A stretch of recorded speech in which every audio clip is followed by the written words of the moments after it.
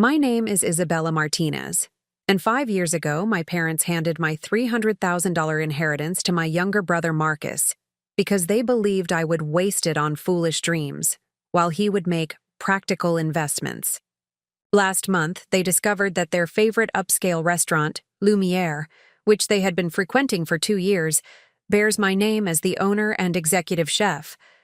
The establishment they had unknowingly been praising to friends and family was built with the success I created after being left with nothing, and the revelation would force them to confront the devastating consequences of their favoritism. Before we jump back in, tell us where you're tuning in from, and if this story touches you, make sure you're subscribed, because tomorrow, I've saved something extra special for you.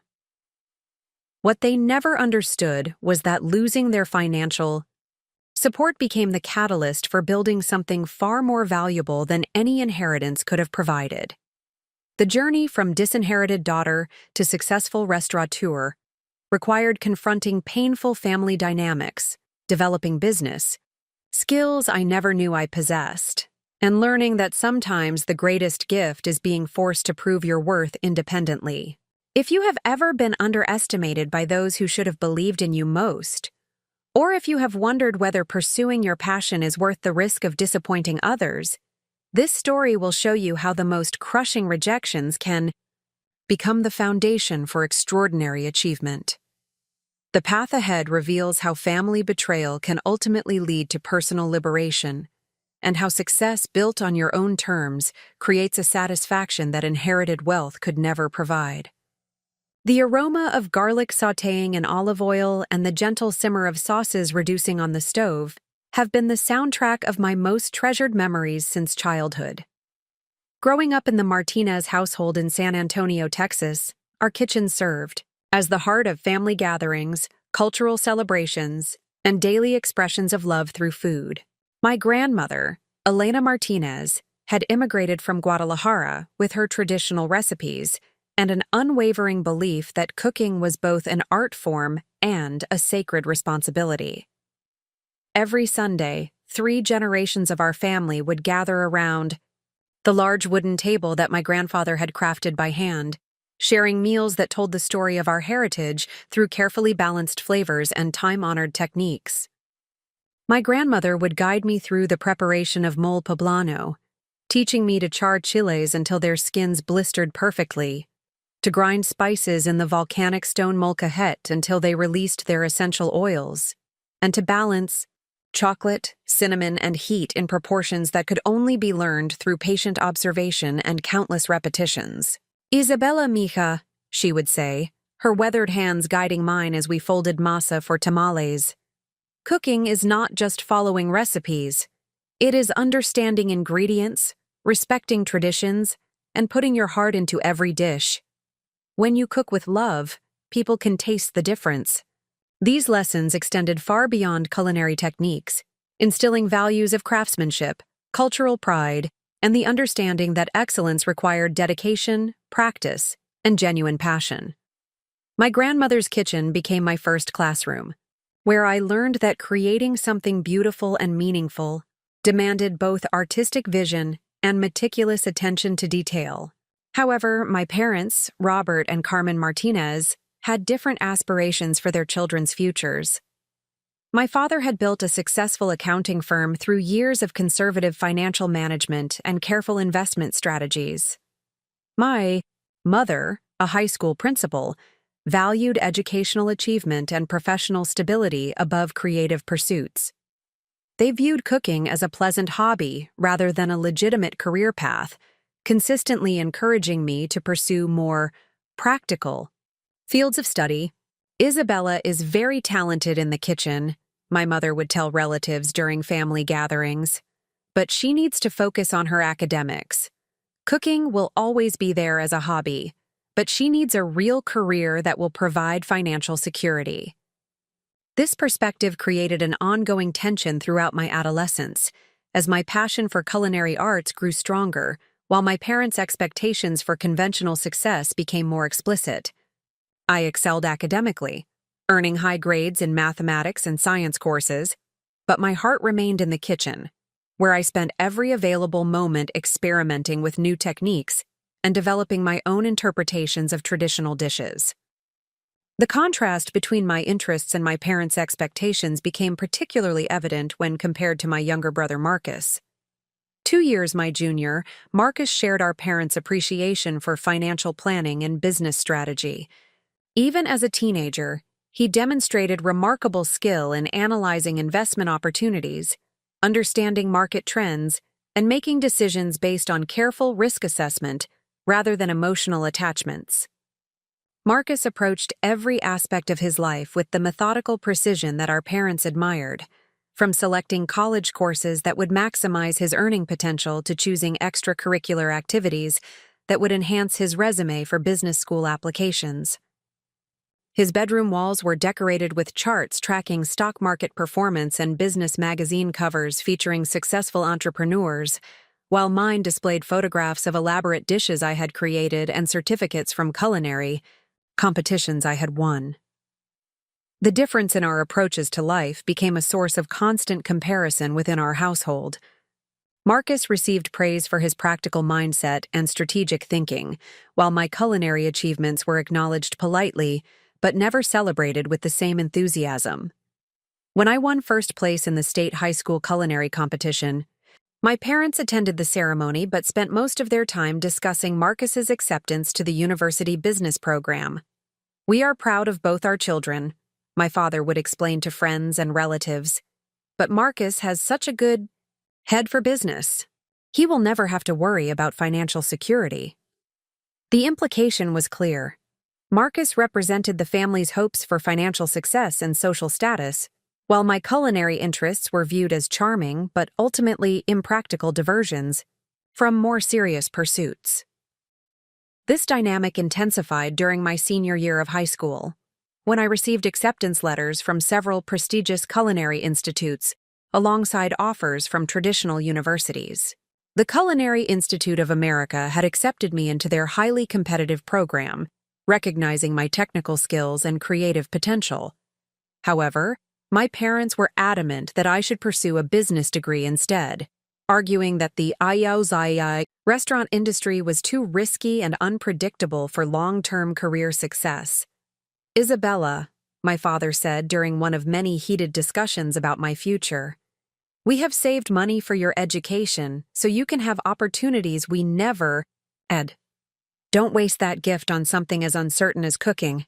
You can always cook as a hobby while building a real career." The conversations were painful because they revealed how little my parents understood about my aspirations and capabilities. They viewed my passion for culinary arts as a phase to be outgrown rather than a calling to be pursued.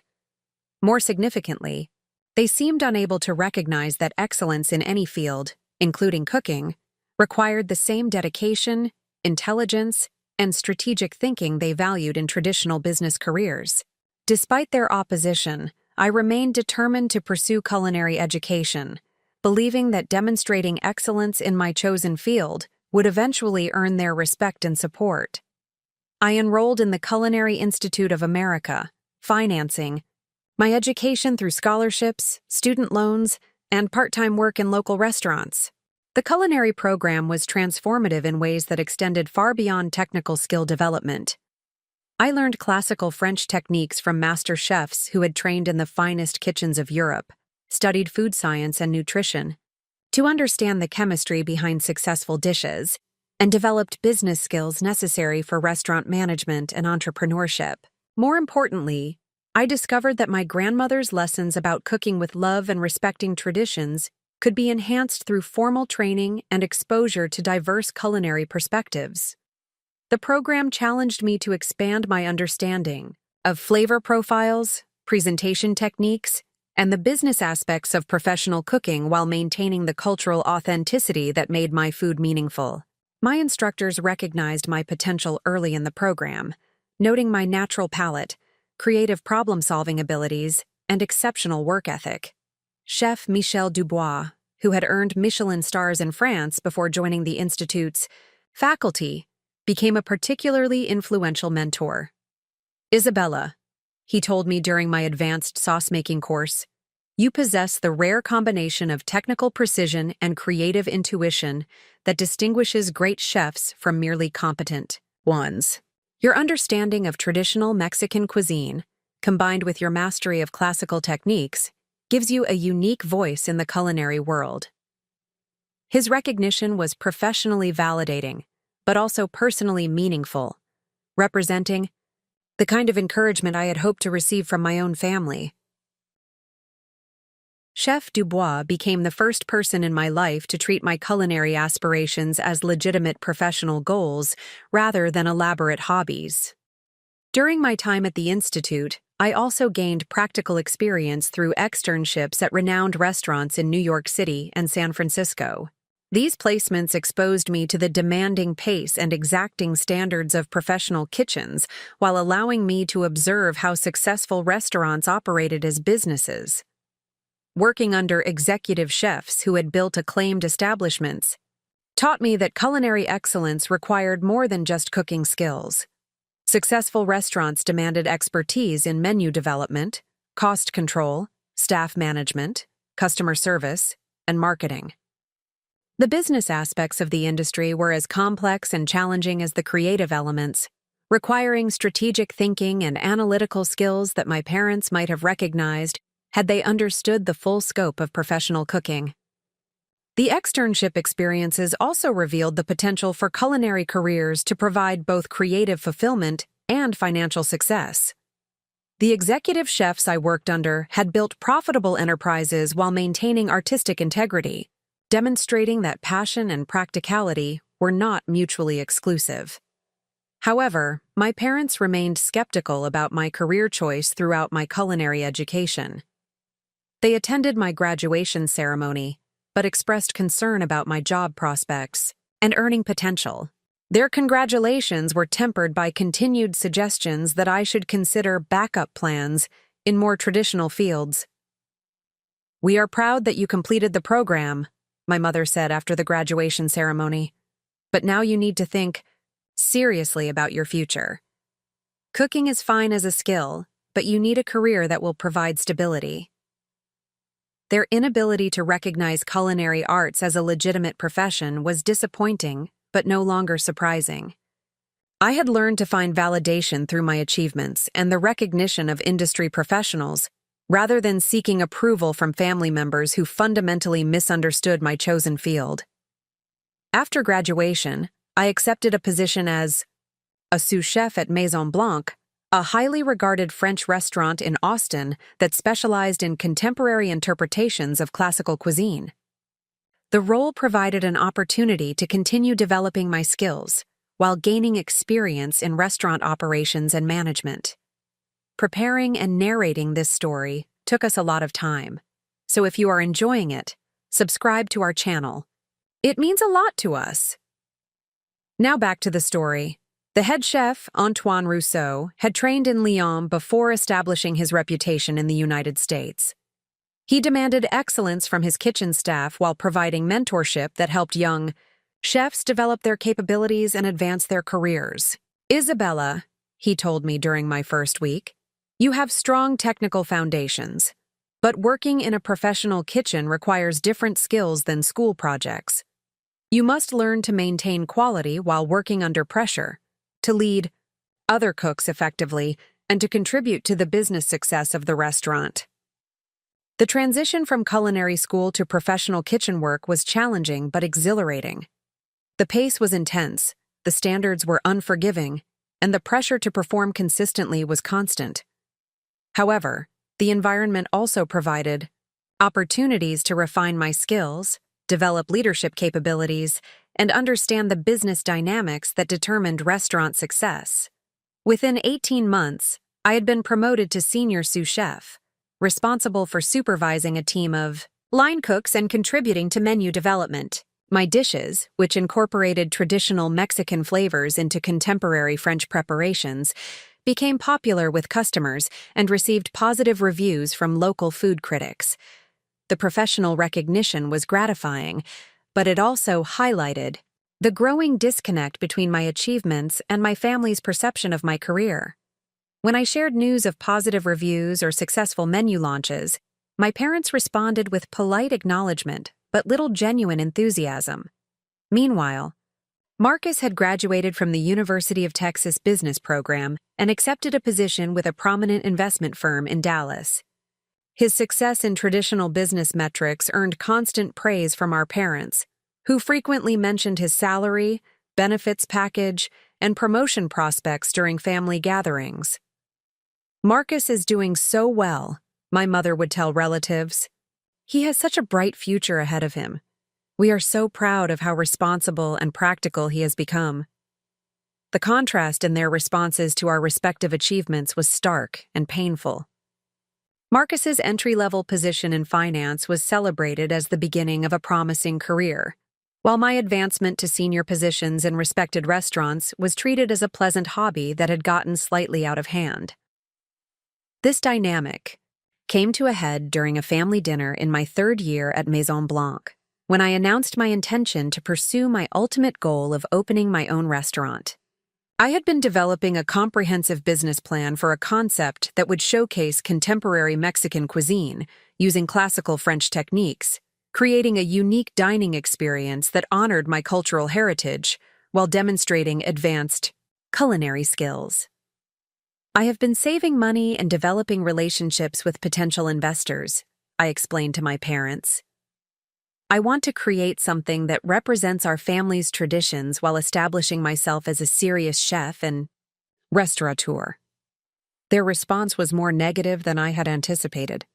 Rather than showing interest in my business plan or asking about my preparations, they immediately focused on the financial risks and the high failure rate of new restaurants. "Isabella," my father said, his tone combining disappointment with frustration, "this is exactly the kind of impractical thinking we have been worried about. Restaurants fail constantly. You would be throwing away everything you have worked for on a fantasy." My mother's reaction was similarly discouraging. "We have supported your cooking interests, but this is going too far. You need to think about your future realistically. What happens when this restaurant fails? What will you do then?" Their lack of confidence in my abilities was devastating, but it also revealed fundamental assumptions they held about my character and capabilities. They viewed my entrepreneurial ambitions as evidence of poor judgment rather than legitimate business aspirations backed by years of professional experience and careful planning. The dinner conversation marked a turning point in my relationship with my parents, as I realized that their support would always be conditional on my conforming to their narrow definitions of acceptable career paths. Their inability to recognize my achievements or understand my potential meant that pursuing my dreams would require acting independently of their approval or assistance. However, the most painful revelation was yet to come. During that same dinner, my parents mentioned that they had been updating their estate planning and investment strategies, working with Marcus to develop a comprehensive approach to family wealth management. "Marcus has such good instincts about money," my father explained. "We have been discussing how to structure things so the family assets are managed wisely for the future." The casual mention of estate planning involving Marcus but not me was the first indication of a betrayal that would ultimately define the next phase of my life.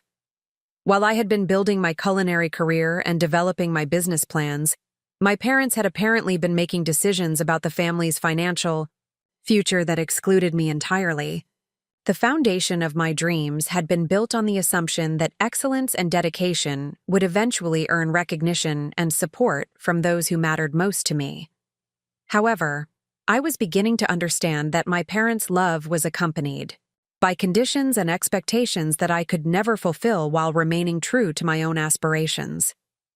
The journey ahead would require discovering whether the strength I had developed through years of pursuing my passion despite family disapproval would be sufficient to overcome the ultimate test of their rejection. The inheritance that I had assumed would provide security for my entrepreneurial dreams was about to become the catalyst for learning that the most valuable assets are those you create for yourself. The kitchen that had been my sanctuary and training ground would need to become the foundation for building a life and career independent of family support. The recipes my grandmother had taught me with such love and care would serve as the basis for proving that dreams pursued with dedication and integrity could create success beyond anything that inherited wealth could provide. The next chapter of my story would begin with the devastating discovery of just how completely my parents had rejected my chosen path. But it would ultimately lead to achievements that would surpass their most ambitious expectations for any of their children. The foundation of dreams that seemed so fragile in the face of family disapproval would prove to be strong enough to support a success that would astonish everyone who had doubted its potential. The disparities in how my parents treated Marcus and me became increasingly pronounced as we entered our respective professional careers. While I was establishing myself in Austin's competitive culinary scene, Marcus was building his reputation in Dallas's financial sector with the systematic precision that had always earned our parents' admiration. The contrast in their responses to our respective achievements revealed the depth of their favoritism in ways that I was only beginning to understand. Marcus had joined Steinberg Capital Management as an investment analyst, where his methodical approach to market research and risk assessment quickly earned recognition from senior partners. Within his first year, he had identified several emerging market opportunities that generated substantial returns for the firm's clients, establishing his reputation as a promising young professional with exceptional analytical capabilities. Our parents celebrated each of Marcus's professional milestones with an enthusiasm they had never demonstrated for my culinary achievements. When he received his first performance bonus, my father organized a family dinner to commemorate the occasion, inviting extended relatives to hear about Marcus's success in the investment world. "Marcus has such a bright future ahead of him," my father announced during the dinner, raising his glass in a toast. "He understands how to build wealth systematically and make smart decisions with money. We are so proud of the young man he has become." The celebration was elaborate and heartfelt, featuring Marcus's favorite dishes and a custom cake decorated with the logo of his investment firm. My mother had even commissioned a professional photographer to document the evening, creating a formal record of what she described as a pivotal moment in Marcus's career trajectory. The contrast with their response to my own professional achievements was stark and painful. When I had been promoted to senior sous chef at Maison Blanc, my parents had acknowledged the news with polite congratulations, but no celebration or special recognition. My mother's response had been to suggest that the promotion might provide good experience while I continued to consider more stable career options. This pattern of differential treatment extended beyond professional recognition to encompass their broader attitudes toward our respective life choices. Marcus's decisions were consistently viewed as evidence of wisdom and maturity, while mine were characterized as impulsive or impractical, regardless of the careful planning and professional consultation that had informed them. When Marcus purchased his first luxury automobile using his investment bonus, my parents praised his decision as a reasonable reward for hard work and a sound investment in his professional image. However, when I invested in high-quality kitchen equipment for my apartment, allowing me to experiment with advanced techniques and develop new dishes for potential restaurant concepts, they questioned the expense as an unnecessary indulgence. "Isabella is spending money on fancy cooking gadgets again," my mother told my aunt during a family gathering, her tone suggesting gentle exasperation with my priorities. "I wish she would be more practical about her finances like Marcus is." The characterization was both unfair and factually incorrect. My kitchen investments were strategic purchases that enhanced my professional capabilities and supported my long-term business objectives. The equipment allowed me to test recipes and refine techniques that would eventually become signature elements of my restaurant concept. However, my parents viewed these purchases through the lens of their preconceptions about cooking as a hobby, rather than recognizing them as legitimate business investments. The favoritism extended to their social interactions and public representations of their children's achievements. Marcus's success became a frequent topic of conversation at family gatherings, community events, and social occasions, with my parents describing his accomplishments in detail and expressing confidence in his continued advancement. During my cousin Maria's wedding reception, I overheard my father speaking with other guests about his children's careers. "Marcus is doing exceptionally well in Dallas," he said with obvious pride. "He has been recognized as one of the top young analysts at his firm. The partners see tremendous potential in him." When the conversation turned to my situation, his tone shifted noticeably. "Isabella is working in a restaurant in Austin," he explained with significantly less enthusiasm. "She has been cooking professionally for a few years now. We hope she will eventually find something more stable." The description minimized my achievements while implying that my career was a temporary phase rather than a legitimate professional pursuit. My position as senior sous chef at one of Austin's most respected restaurants was reduced to working in a restaurant, while my years of culinary education and professional development were dismissed as merely cooking professionally. This pattern of public representation was particularly damaging because it influenced how extended family members and family friends perceived my career trajectory. Rather than recognizing my accomplishments in a challenging and competitive field, they began to view my culinary career as evidence that I lacked the practical judgment and ambition that Marcus demonstrated. The financial implications of my parents' favoritism became apparent during my 4th year at Maison Blanc, when Marcus announced his engagement to his college girlfriend, Catherine Walsh. Catherine came from a prominent Dallas family with extensive business connections, and her father owned a successful real estate development company that had been featured in regional business publications. The engagement announcement prompted an immediate outpouring of support and assistance from my parents, who began planning an elaborate wedding celebration that would showcase the family's success and social status. They committed to covering all wedding expenses, including the reception venue, catering, photography, and honeymoon travel, describing these contributions as investments in Marcus's future happiness and professional development.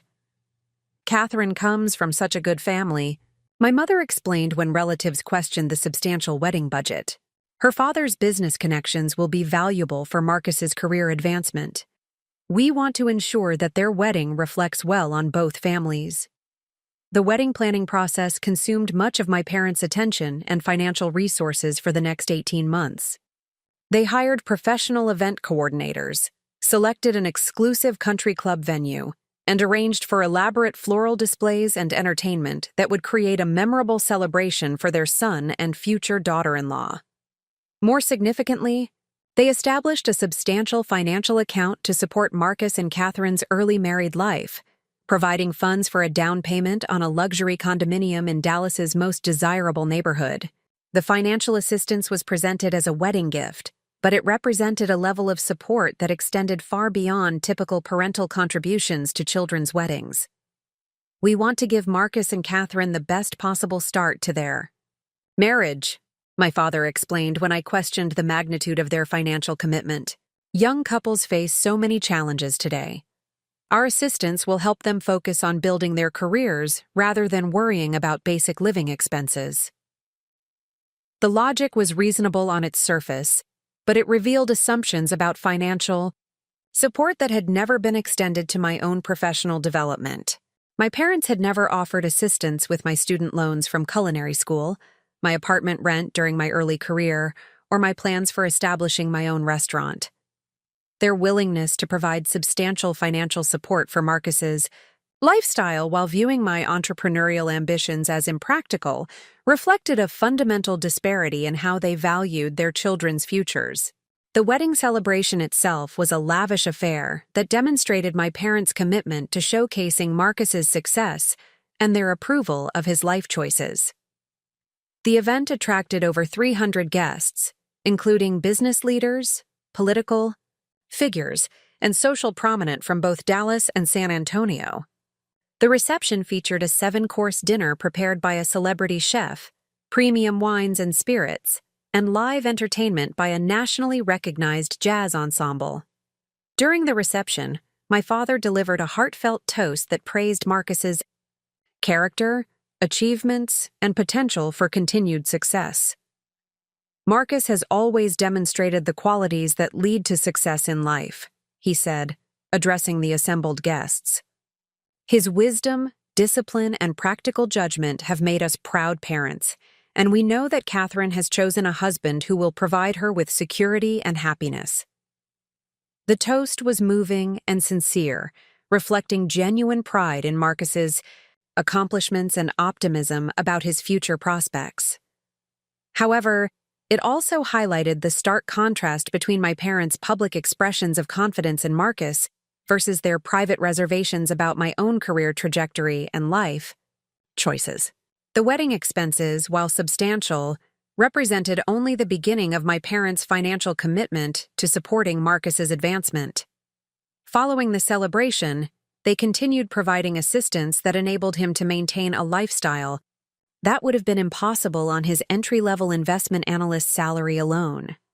The financial support included covering the monthly maintenance fees for his luxury condominium, providing a generous allowance for professional wardrobe expenses, and establishing an investment account that would serve as the foundation for his long-term wealth accumulation.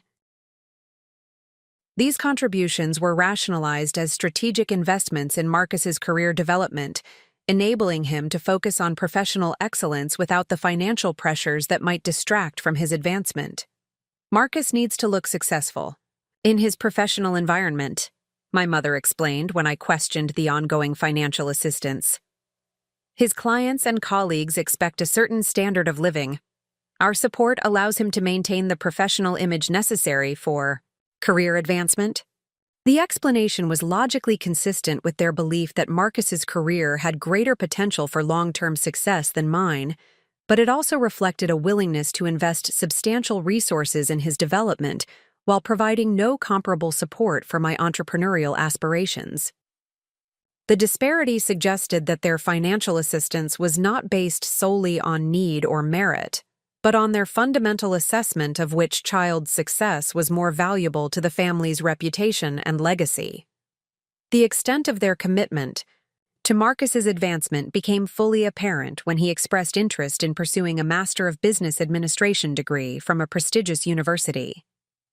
The program he had selected was highly competitive and extremely expensive, but it would provide credentials and networking opportunities that could accelerate his progression to senior management positions in the financial services industry. My parents immediately embraced the MBA plan, offering to cover all educational expenses, including tuition, living expenses, and the opportunity costs associated with taking 2 years away from full-time employment.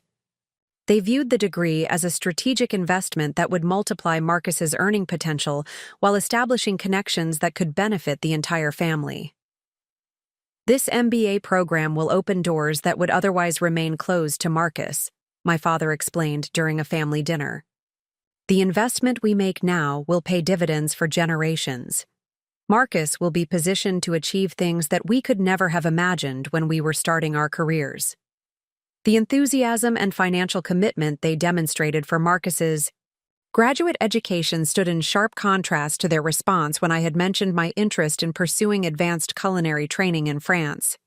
I had identified a prestigious program that would provide exposure to Michelin-starred kitchens and master chefs whose techniques could elevate my skills to the highest professional levels.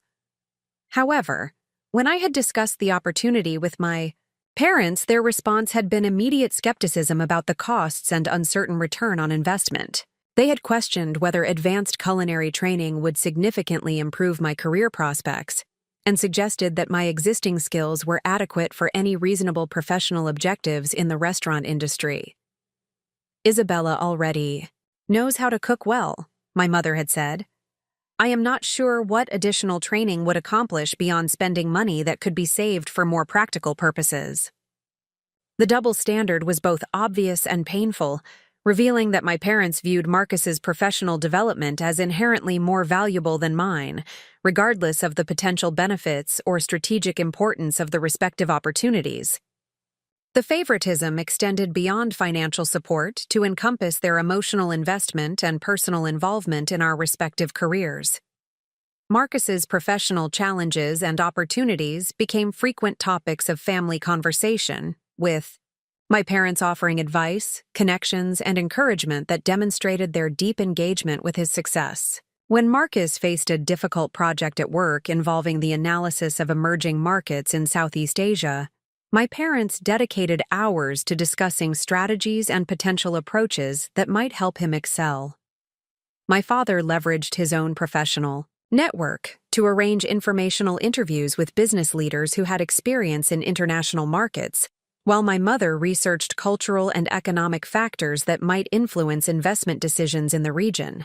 Their involvement was comprehensive and sustained, reflecting a level of commitment to Marcus's professional development that extended far beyond typical parental support. They treated his career advancement as a family project deserving of collective resources and attention.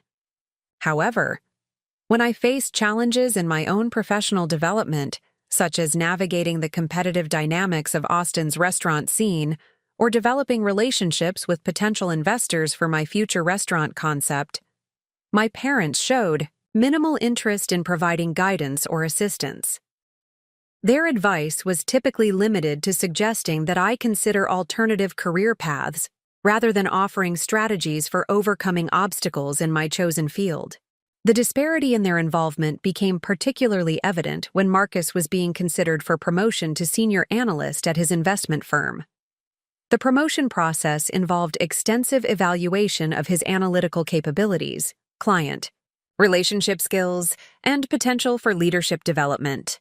My parents monitored every aspect of the process, celebrating each positive indicator and providing emotional support during periods of uncertainty. When Marcus ultimately received the promotion, along with a substantial salary increase and expanded responsibilities, my parents organized another elaborate celebration that included extended family members and close family friends. The event featured a professionally catered dinner, personalized decorations, and speeches that praised Marcus's achievements while expressing confidence in his continued advancement. "Marcus has worked so hard to reach this point," my mother said during her toast at the celebration. "His promotion is well-deserved recognition of his talents and dedication. We know this is just the beginning of even greater achievements." The celebration was heartfelt and joyous, reflecting genuine pride in Marcus's accomplishments and optimism about his future prospects. However, it also served as another reminder of the stark contrast between their enthusiasm for his success and their lukewarm responses to my own professional achievements. During the same period when Marcus received his promotion, I had achieved my own significant milestone by being offered the position of head chef at a new restaurant concept being developed by a prominent Austin restaurateur. The opportunity represented a substantial advancement in my career, providing creative control over menu development, kitchen operations, and staff training while establishing my reputation as a leader in Austin's culinary community. The offer came with a competitive salary, profit-sharing opportunities, and the potential for partnership if the restaurant achieved its projected performance targets. More importantly, the position would provide experience in all aspects of restaurant management, from cost control and inventory management to marketing and customer service, preparing me for eventually opening my own establishment. When I shared this exciting news with my parents, their response was polite acknowledgement, accompanied by familiar concerns about the stability and long-term prospects of restaurant careers. They congratulated me on the opportunity, but immediately began discussing the risks associated with new restaurant ventures and the high failure rates that characterize the industry. "We hope this works out well for you, Isabella," my father said, his tone suggesting cautious optimism rather than genuine enthusiasm. "Restaurant work is so unpredictable. What happens if this new place does not succeed?" Their response revealed the fundamental difference in how they perceived Marcus's career advancement versus mine.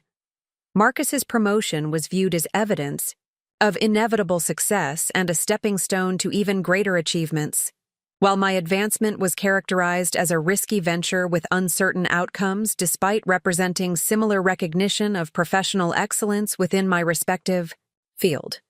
The pattern of differential treatment had become so consistent that I began to anticipate their responses to various developments in our careers. Marcus's achievements would generate enthusiasm, celebration, and increased investment in his continued success, while mine would prompt polite acknowledgement, followed by expressions of concern about practical considerations and long-term stability. This predictable pattern was emotionally exhausting and professionally discouraging, as it meant that I could never expect the unconditional support and encouragement that Marcus received as a matter of course. Every achievement I earned came with the additional burden of defending its legitimacy and addressing my parents' reservations about my chosen career path. The psychological impact of this treatment was significant, as it forced me to question whether my career choices were genuinely sound or whether my parents' skepticism reflected realistic assessments that I was too emotionally invested to recognize. Objectively, the constant need to justify my professional decisions while watching Marcus receive automatic approval for his choices created a dynamic that undermined my confidence and complicated my relationship with my own ambitions.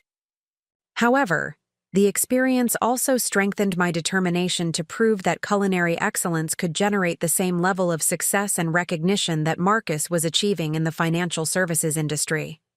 The lack of family support became a source of motivation rather than discouragement, driving me to pursue achievements that would be impossible to dismiss or characterize as impractical hobbies. The foundation was being established for the ultimate test of whether my parents' favoritism was based on accurate assessments of their children's potential, or whether their biases had blinded them to possibilities they could not imagine. The systematic elevation of Marcus's prospects while diminishing mine would soon face the reality of what dedicated excellence could accomplish when pursued with sufficient determination and strategic focus. The golden child's ascent was creating the conditions that would make my own eventual success both more meaningful and more shocking to those who had never believed it was possible. The investment they were making in Marcus's advancement would ultimately provide a stark contrast to what I would achieve through independent effort and unwavering commitment to my craft. The family dynamics that had been simmering beneath the surface for years reached a critical juncture during the spring of my 5th year as head chef at Paloma, the restaurant where I had been steadily building my reputation in Austin's competitive culinary landscape. My professional achievements had reached a level that should have been impossible to ignore, yet my parents continued to view my career through the lens of their long-standing skepticism about the restaurant industry's viability. Paloma had become one of Austin's most sought-after dining destinations under my leadership, earning recognition from regional food critics and attracting attention from national culinary publications. The restaurant's unique fusion of traditional Mexican flavors with contemporary French techniques had created a distinctive dining experience that reflected both my cultural heritage and my formal training. More importantly, the financial performance had exceeded all projections, generating substantial profits that demonstrated the commercial viability of my culinary vision. The success had not gone unnoticed by industry professionals, and I had begun receiving inquiries from investors interested in supporting my plans to open my own restaurant. The conversations were preliminary but promising, with several groups expressing serious interest in providing the capital necessary to launch my concept. The opportunity to transition from employee to owner was finally within reach, representing the culmination of everything I had worked toward since my days at the Culinary Institute of America. However, my parents remained focused on Marcus's continued advancement in the financial services industry, where he had recently accepted a position as a portfolio manager at a prestigious investment firm in Houston. The new role came with a substantial salary increase and the opportunity to manage high-net-worth client relationships, positioning him for eventual partnership in the firm. His success continued to generate the enthusiastic support and financial assistance that had characterized their relationship since his early career. The difference in their attitudes became particularly evident when I shared news of my potential restaurant opportunity during a family dinner at their San Antonio home. I had prepared a comprehensive presentation outlining my business concept, market analysis, financial projections, and the investor interest that had been developing. The proposal represented months of careful planning and professional consultation, demonstrating the same strategic thinking that they had always praised in Marcus's approach to his career. "I have identified a perfect location in Austin's downtown district," I explained, presenting the detailed market research I had conducted. The demographic analysis shows strong demand for upscale dining experiences, and the financial projections indicate that the restaurant could achieve profitability within 18 months of opening. My presentation included letters of intent from potential investors, architectural renderings of the proposed restaurant design, and sample menus that showcased the innovative cuisine I planned to offer. The level of preparation and professional documentation was comprehensive, reflecting the business acumen I had developed through years of restaurant management experience. My parents listened politely to the presentation, but their questions focused primarily on the risks and challenges associated with restaurant ownership, rather than the opportunities and potential returns. They expressed concern about the high failure rate of new restaurants, the competitive nature of the Austin dining scene, and the substantial time commitment that would be required to establish a successful operation. "Isabella, we appreciate that you have put thought into this idea," my father said after I completed the presentation. "However, restaurant ownership is extremely risky. Most new restaurants fail within the first few years, and the financial losses can be devastating. Have you considered less risky ways to advance your career?" My mother's response was similarly discouraging, focusing on the personal sacrifices that restaurant ownership would require. "Isabella, you would be working constantly, with no guarantee of success. What about your personal life? When would you have time for a family or other interests?" Their concerns were not entirely unreasonable, as restaurant ownership does involve significant risks and requires substantial personal commitment.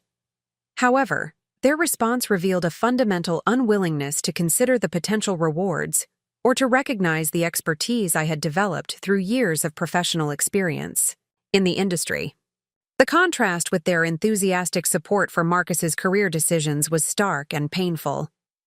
When Marcus had described his plans to accept the portfolio manager position, despite its demanding schedule and high-pressure environment, they had celebrated his ambition and praised his willingness to take on challenging responsibilities.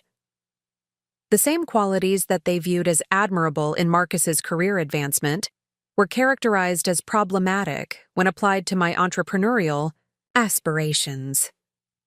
The dinner conversation marked a turning point in my understanding of how my parents viewed my potential for success. Their skepticism was not based on objective analysis of my capabilities or market conditions, but on fundamental assumptions about the relative value of different career paths and their assessment of which child was more likely to achieve significant success.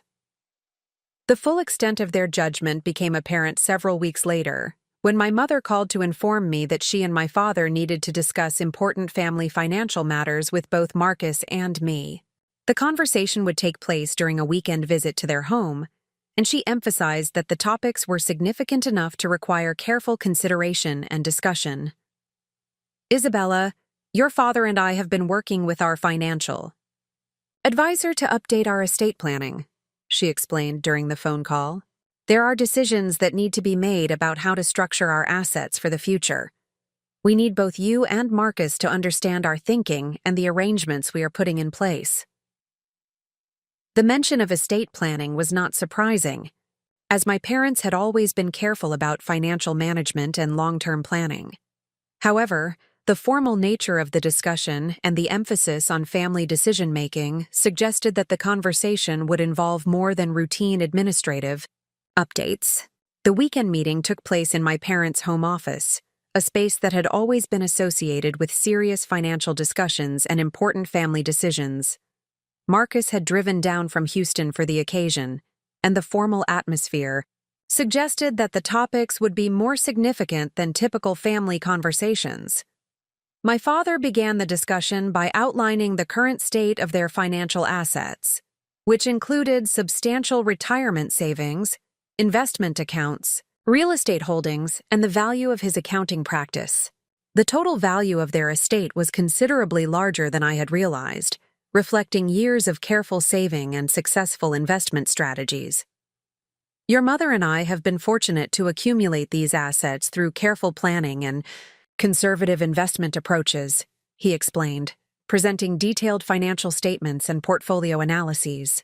Now we need to make decisions about how these assets should be managed and distributed to ensure that they provide maximum benefit for our family's future.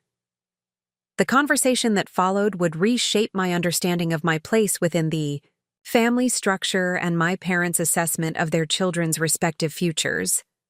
The estate planning discussion was not merely about administrative arrangements, but about fundamental judgments regarding Marcus's and my potential for managing wealth responsibly and achieving long-term success.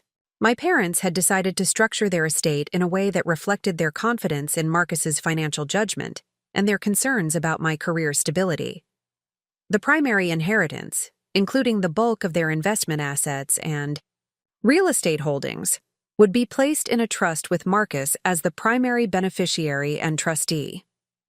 The arrangement would provide him with immediate access to substantial capital, while ensuring that the assets were managed according to conservative investment principles. Marcus has demonstrated excellent judgment about financial matters throughout his career, my father explained, outlining the trust structure. His expertise in investment management and his understanding of wealth preservation strategies make him the logical choice to serve as trustee for the family assets. The trust arrangement would provide Marcus with approximately $300,000 in liquid assets, along with ongoing income from investment dividends and rental properties. The capital would be sufficient to accelerate his career advancement, provide security for his family, and create opportunities for additional wealth accumulation that would benefit future generations.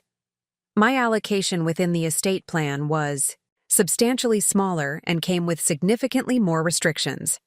I would receive $50,000 outright, along with some personal property and family heirlooms. However, the arrangement included specific provisions that reflected my parents' concerns about my career choices and financial management capabilities. Isabella, we want to ensure that you have some financial security, my mother explained. But we are concerned about the risks associated with your restaurant plans. The inheritance structure is designed to provide support while encouraging more stable career decisions. The $50,000 allocation came with explicit restrictions on how the funds could be used. The money could not be invested in restaurant ventures or other business enterprises that my parents considered high risk. Instead, the funds were intended to support more conventional career transitions, such as returning to school for business or professional training, or establishing a more traditional career path. The disparity between Marcus's and my inheritance allocations was both shocking and devastating. The difference was not merely quantitative, but reflected fundamental judgments about our respective characters, capabilities, and potential for success. Marcus was being entrusted with the family's accumulated wealth because of his demonstrated financial expertise and practical decision-making, while I was being provided with limited funds accompanied by explicit restrictions that reflected skepticism about my judgment. The inheritance structure also included provisions for ongoing financial management that further emphasized the difference in how my parents viewed their children's capabilities. Marcus would have complete discretion over his inheritance allocation, with no restrictions on how the funds could be invested or used. The trust arrangement actually provided him with additional investment opportunities and tax advantages that could multiply the inheritance value over time. However, my smaller allocation came with ongoing oversight provisions that required my parents' approval for any expenditures above a certain threshold. The arrangement essentially treated me as financially irresponsible despite my demonstrated ability to manage restaurant operations, staff payrolls, and complex business relationships throughout my professional career. The justification for these disparities was presented in terms of practical financial management and risk assessment. My parents argued that Marcus's proven track record in investment management and his stable career trajectory made him the obvious, choice for managing family wealth. They characterized the restrictions on my inheritance as protective measures designed to ensure that the funds would provide long-term security rather than being lost in high-risk business ventures. "Isabella, we love you and want to support your future," my father said, apparently recognizing my emotional response to the inheritance arrangements. "However, we have a responsibility to ensure that the money we have saved provides lasting benefit rather than being lost in risky investments."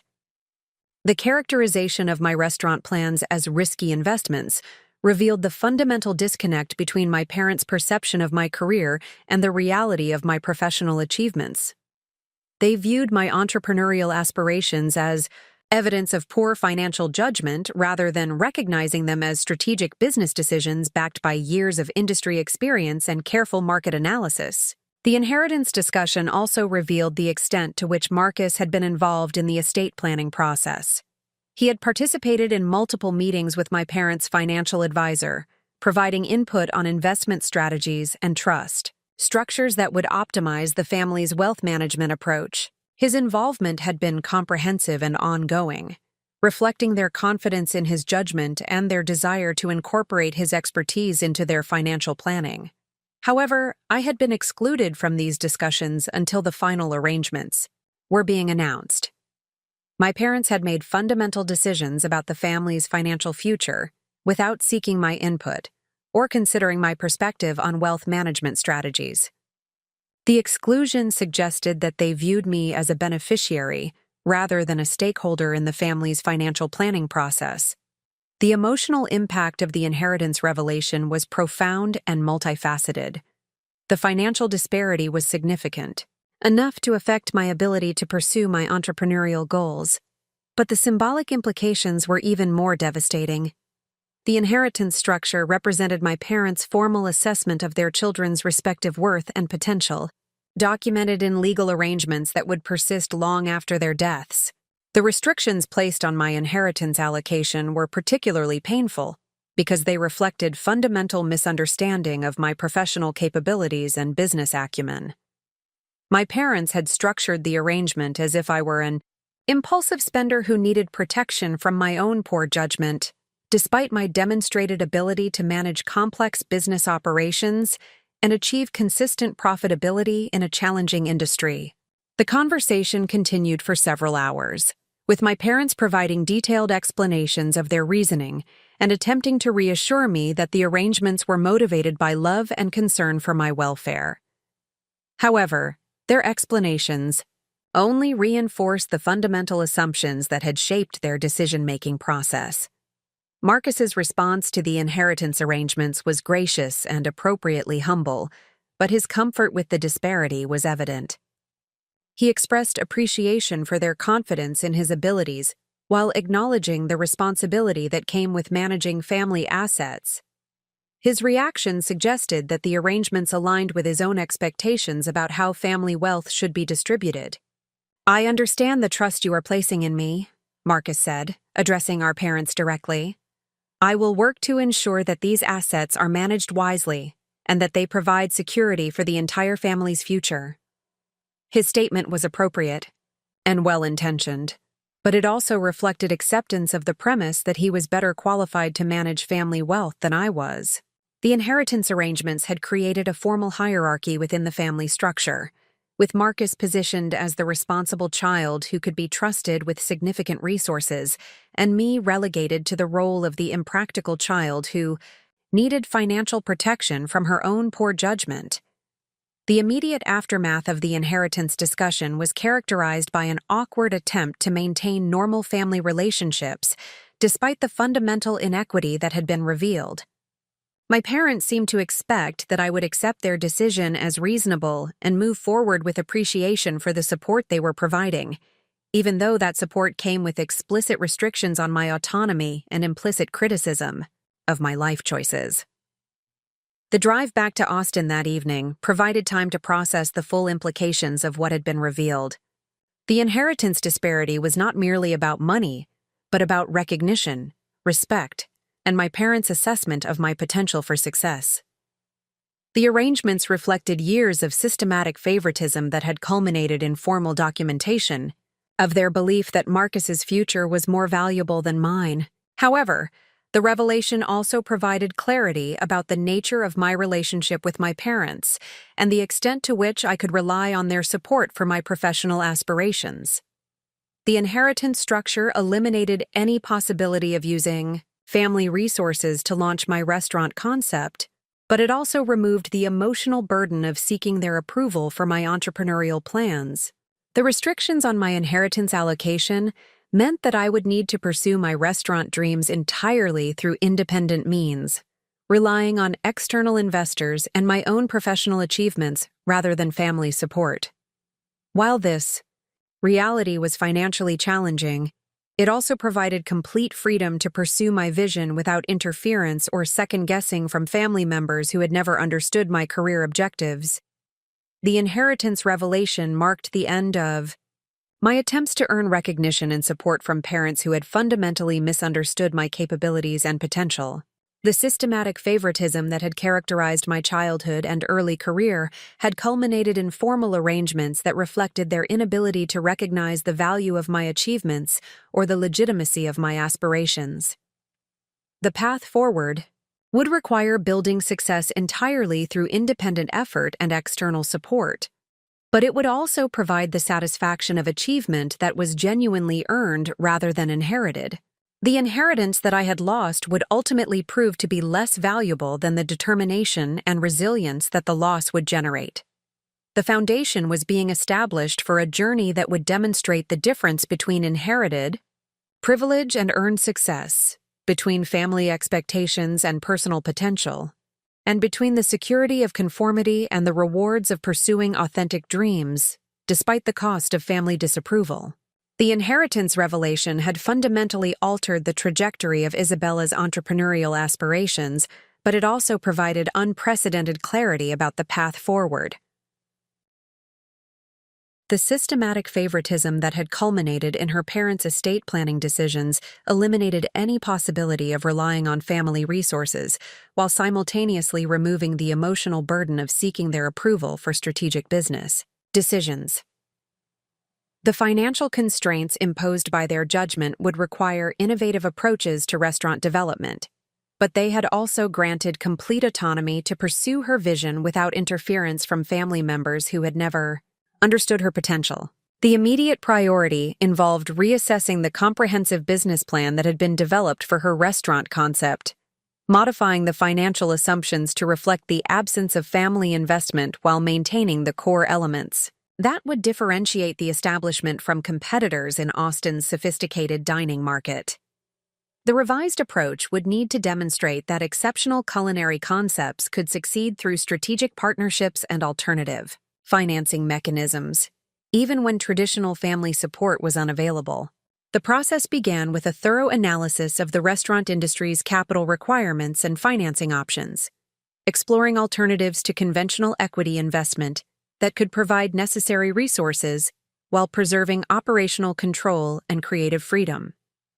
The research revealed multiple financing mechanisms specifically designed to support minority entrepreneurs and women-owned businesses, creating opportunities that had not been apparent during the initial planning phase when family resources seemed available. Isabella engaged the services of Patricia Valdez, a business consultant who specialized in restaurant development and had extensive experience helping entrepreneurs navigate the complex requirements of establishing successful dining establishments. Patricia's background included both operational experience as a former restaurant manager and financial expertise gained through years of assisting clients with business planning and investment strategy development. The restaurant industry offers unique opportunities for creative financing approaches, Patricia explained during their initial consultation. Traditional bank financing is often inadequate for restaurant startups, but there are specialized lenders, grant programs, and partnership structures that can provide necessary capital while allowing entrepreneurs to maintain control over their concepts. Patricia's analysis confirmed that Isabella's culinary expertise, combined with her operational experience at respected Austin establishments, created a strong foundation for attracting non-traditional financing sources. The track record of successful menu development, cost control, and customer satisfaction at previous positions provided credible evidence of the capabilities necessary for independent restaurant success. The market analysis that Patricia conducted revealed significant opportunities within Austin's dining landscape for the type of sophisticated Mexican cuisine that Isabella proposed to offer. The city's growing population of affluent professionals and food enthusiasts created demand for dining experiences that combined cultural authenticity with contemporary culinary techniques, exactly the positioning that Isabella's concept was designed to capture. The competitive analysis indicated that while Austin had numerous Mexican restaurants, very few offered the level of culinary sophistication and service excellence that Isabella planned to provide. The market gap represented a substantial opportunity for differentiation, particularly given the growing national interest in elevated Mexican cuisine that had been demonstrated by successful restaurants in other major metropolitan markets. The financial modeling process required developing multiple scenarios based on different funding sources and operational approaches, ensuring that the restaurant concept could succeed under various circumstances while maintaining the quality standards that would be essential for long-term success. The analysis revealed that a smaller initial concept could be launched with limited capital, then expanded based on demonstrated performance and customer response. The revised business plan incorporated lessons learned from successful restaurant launches that had achieved growth through reinvestment of operating profits rather than large initial capital investments. This approach would require exceptional operational efficiency and financial discipline, but it offered the advantage of complete independence from external investors who might impose constraints on creative or strategic decisions. The location selection process became particularly critical given the capital constraints, as the choice would significantly impact both initial investment requirements and long-term success potential. Isabella conducted extensive research on available properties throughout Austin, analyzing foot traffic patterns, demographic characteristics, lease terms, and development potential for each viable option. The site that ultimately emerged as the optimal choice was located in Austin's rapidly developing East Side district, where rising property values and increasing residential density suggested strong potential for sustained customer growth. The location offered the additional advantage of reasonable lease terms that would support profitability during the critical early months of operation while providing flexibility for future expansion if the concept achieved projected performance levels. The space itself required significant renovation to create the atmosphere and functionality necessary for Isabella's concept. But the landlord's willingness to contribute to improvement costs and provide tenant improvement allowances made the project financially feasible. The partnership approach to development created shared investment in the property's success while reducing Isabella's initial capital requirements. The design and construction process provided opportunities to implement innovative approaches that would enhance both operational efficiency and customer experience while controlling costs through strategic material selections and construction management. Isabella worked closely with Miguel Santos, an architect who specialized in restaurant projects and had extensive experience creating distinctive dining environments within realistic budget constraints. The key to successful restaurant design within limited budgets is focusing on elements that directly impact customer experience and operational efficiency, Miguel explained during the initial design phase. Strategic lighting, thoughtful space planning, and quality finishes in key areas can create sophisticated atmospheres without requiring expensive materials throughout the entire space. The design approach emphasized authentic Mexican cultural elements combined with contemporary sophistication, creating an environment that would support the elevated dining experience while remaining accessible to diverse customer segments. The color palette, decorative elements, and furniture selections reflected Isabella's cultural heritage while avoiding stereotypical representations that might limit the restaurant's appeal to sophisticated diners. The kitchen design incorporated lessons learned from years of working in various restaurant environments, emphasizing workflow efficiency and equipment placement that would enable a smaller staff to maintain high-quality output during peak service periods. The investment in professional-grade equipment was substantial relative to the overall budget, but essential for achieving the culinary standards that would differentiate the restaurant from competitors. The financing structure that ultimately enabled the restaurant launch combined multiple sources in a creative arrangement that minimized traditional debt while preserving operational flexibility.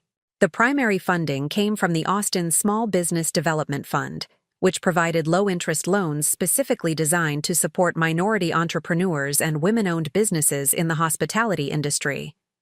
Additional financing was secured through the Restaurant Revitalization Grant Program, which offered federal funding to support new restaurant establishments that demonstrated potential for significant economic impact and job creation.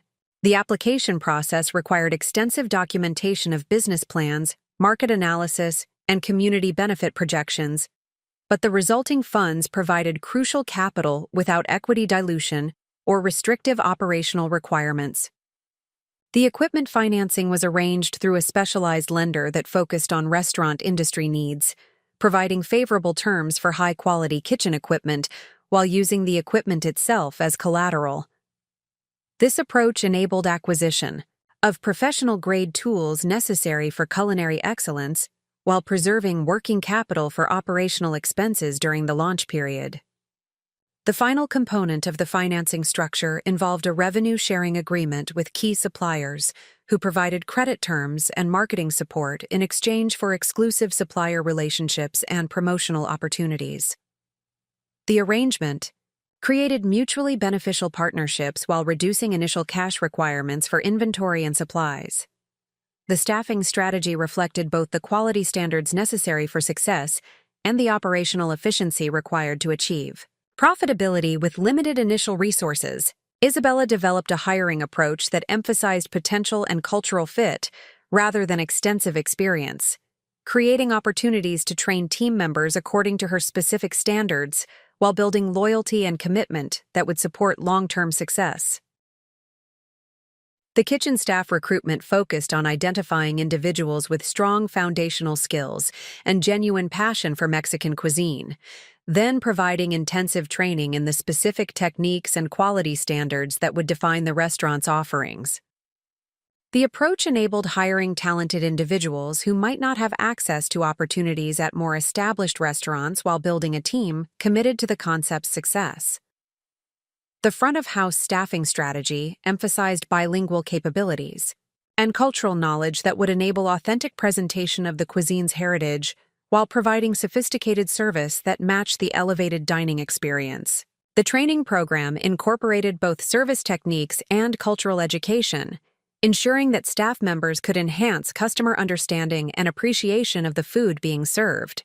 The menu development process represented the culmination of Isabella's culinary education and professional experience, creating offerings that showcased traditional Mexican flavors through contemporary French techniques while maintaining cost structures that would support sustainable profitability. Each dish was carefully tested and refined to ensure consistent quality during high-volume service periods, while using ingredients that could be sourced reliably from established suppliers. The pricing strategy balanced accessibility for local customers with the premium positioning necessary to support the restaurant's operational costs and profit objectives. The analysis of competitor pricing and customer research indicated that Austin diners were willing to pay premium prices for exceptional dining experiences, particularly when those experiences offered cultural authenticity combined with culinary sophistication. The wine and beverage program development created additional revenue opportunities while complementing the food offerings through carefully selected options that enhanced the overall dining experience. The program emphasized Mexican wines and craft spirits that supported the cultural authenticity, while including international selections that would appeal to diverse customer preferences. The marketing and promotion strategy leveraged Isabella's professional network and industry relationships to generate awareness and credibility before the official opening. The approach emphasized authentic storytelling about the cultural significance of the cuisine and Isabella's personal journey in developing the concept, creating emotional connections with potential customers who valued both culinary excellence and meaningful dining experiences. The pre-opening phase included private tastings for food critics, industry professionals, and community leaders who could provide credible endorsements and word-of-mouth marketing that would be more effective than traditional advertising approaches. The events demonstrated the quality and distinctiveness of the concept while building relationships that would support long-term success. The soft opening period provided opportunities to refine operational procedures and address initial challenges before the official launch, ensuring that the public opening would showcase the restaurant at its optimal performance level. The feedback from early customers confirmed that the concept successfully delivered the elevated Mexican dining experience that had been envisioned while identifying minor adjustments that would enhance customer satisfaction. The official opening of Alma, named after Isabella's grandmother, whose influence had shaped both her culinary philosophy and her commitment to excellence, exceeded all expectations for customer response and critical reception. The Austin American-Statesman's restaurant critic praised the sophisticated interpretation of traditional Mexican cuisine that honors cultural authenticity while achieving contemporary culinary excellence. The initial financial performance surpassed the projections in the business plan, with reservation demand consistently exceeding capacity and customer satisfaction scores that indicated strong potential for sustained success. The combination of exceptional food quality, distinctive atmosphere, and professional service had created a dining destination that attracted both local customers and visitors from throughout Central Texas. The success of Alma's launch represented validation of every strategic decision that had been made following the inheritance revelation. The restaurant had been developed entirely through independent effort and creative financing, proving that exceptional concepts could succeed without inherited advantages or family financial backing.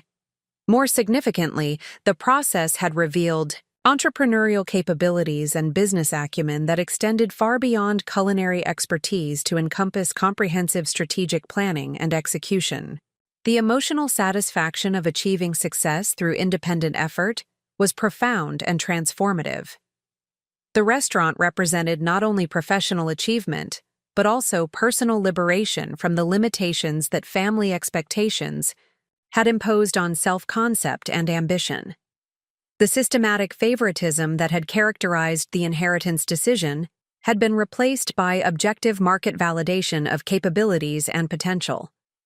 The financial independence that Alma's success provided eliminated any dependence on family resources while creating a foundation for continued growth and expansion. The profitability had been achieved entirely through merit and strategic execution, creating a sense of ownership and accomplishment that inherited wealth could never have provided. The industry recognition that followed the successful launch established Isabella as an emerging authority in contemporary Mexican cuisine, attracting attention from culinary publications and industry organizations that acknowledged both the technical excellence and cultural significance of her work. The recognition was particularly meaningful because it represented assessment by experts who had no personal bias or family relationship influencing their judgment. The broader implications of Alma's success extended beyond personal achievement to encompass demonstration of what was possible for other entrepreneurs who faced family skepticism or limited financial resources. The restaurant had become an example of how determination, creativity, and strategic thinking could overcome initial disadvantages to achieve extraordinary results. The foundation had been established for continued growth and expansion that would ultimately surpass any achievements that had been envisioned during the original business planning process. The strategic pivot from family-supported venture to independent enterprise had revealed potential that could only be realized through complete autonomy and self-reliance, creating opportunities for success that would eventually force fundamental reconsideration of every assumption about entrepreneurial capability and business potential. The months following Corazon's successful launch were characterized by accelerating momentum that exceeded all projections and established the restaurant as a defining presence in Austin's culinary landscape. The initial success had created a foundation for sustained growth, but the real test of the concept's viability would come through maintaining excellence while managing the operational challenges that accompanied increased demand and recognition. The reservation system at Corazon became fully booked within 3 months of opening, with waiting lists extending several weeks for prime dining times. The sustained demand provided financial stability while creating operational pressures that required systematic approaches to capacity management and service consistency. The challenge was maintaining the intimate dining experience that had attracted initial customers while maximizing revenue potential through efficient table turnover and strategic pricing. The solution involved implementing sophisticated reservation management systems that optimized seating arrangements based on party size, dining duration patterns, and customer preferences. The data analysis revealed insights about customer behavior that enabled more precise forecasting and resource allocation, demonstrating the business intelligence capabilities that had developed through necessity rather than formal training. The kitchen operations evolved to accommodate increased volume while preserving the quality standards that had established Corazon's reputation. The initial staff of 8 kitchen professionals expanded to 12, requiring additional training. Protocols and supervision structures that maintained consistency across different shifts and service periods. The challenge of scaling operations while preserving culinary excellence demanded management skills that extended far beyond traditional chef responsibilities. The expansion of the kitchen team provided opportunities to develop other culinary professionals while building the organizational depth necessary for sustained growth. Several junior chefs who had joined during the opening phase demonstrated exceptional potential and were promoted to supervisory roles that allowed them to contribute to menu development and training programs.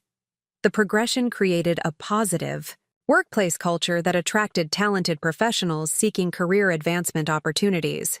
The menu evolution reflected both customer feedback and seasonal ingredient availability, with quarterly updates that introduced new dishes while maintaining the signature items that had become customer favorites. The development process involved extensive testing and refinement, ensuring that additions maintained the restaurant standards while providing variety that encouraged repeat visits from regular customers. The wine program expansion became a significant revenue driver while enhancing the overall dining experience. The initial focus on carefully selected options evolved into a comprehensive collection that included both established producers and emerging vineyards whose philosophies aligned with Corazon's commitment to quality and authenticity. The program required developing expertise in wine education and service that complemented the culinary offerings. The recognition from food critics and industry publications continued to build throughout the first year of operation, with each positive review generating increased customer interest and industry attention. The Austin Chronicle named Corazon Restaurant of the Year, while Texas Monthly included it in their annual list of the state's most outstanding dining establishments. These accolades provided external validation while attracting customers from outside the immediate Austin market. The media attention created opportunities for broader exposure through food television programs and culinary publications that reached national audiences. The appearances required developing presentation skills and media expertise that had never been part of my professional preparation, but the exposure significantly expanded Corazon's reputation and customer base. The financial performance during the first year exceeded all projections, with revenue growth that enabled accelerated debt repayment and the accumulation of capital reserves for future expansion opportunities. The profitability provided financial independence while creating resources for continued investment in equipment, staff development, and marketing initiatives that would sustain competitive advantages. The success of Corazon attracted attention from other restaurant operators and industry professionals who sought to understand the factors that had contributed to such rapid establishment of market leadership. The inquiries provided opportunities to share insights about concept development, operational excellence, and customer experience design that had proven effective in Austin's competitive environment. The mentorship relationships that developed with other aspiring restaurateurs created a network of professional connections that extended beyond immediate business interests. The collaborative approach to industry development reflected the support I had received from established operators during my own preparation phase, creating a culture of mutual assistance that strengthened the entire culinary community. The expansion planning process began during the restaurant's second year of operation, when sustained demand and financial performance indicated that additional locations could be supported without compromising the original concept's quality or distinctiveness. The challenge was identifying markets and locations that would provide growth opportunities while maintaining the operational control necessary for consistent execution. The first expansion opportunity emerged in San Antonio, where demographic analysis indicated strong potential for Corazon's concept among customers who appreciated both culinary excellence and cultural authenticity. The proximity to Austin would enable shared management oversight and operational support, while serving a distinct market with its own characteristics and competitive dynamics. The San Antonio location selection process required extensive market research and site analysis that demonstrated the strategic thinking capabilities that had developed through managing Corazon's original launch. The chosen location in the Pearl District provided access to affluent customers while maintaining the urban sophistication that characterized the brand's positioning. The construction and development process for the second location incorporated lessons learned from the original restaurant, while adapting the design to the specific characteristics of the San Antonio market and location. The kitchen layout optimization reflected operational insights gained through 18 months of service experience, creating efficiencies that would support higher volume while maintaining quality standards.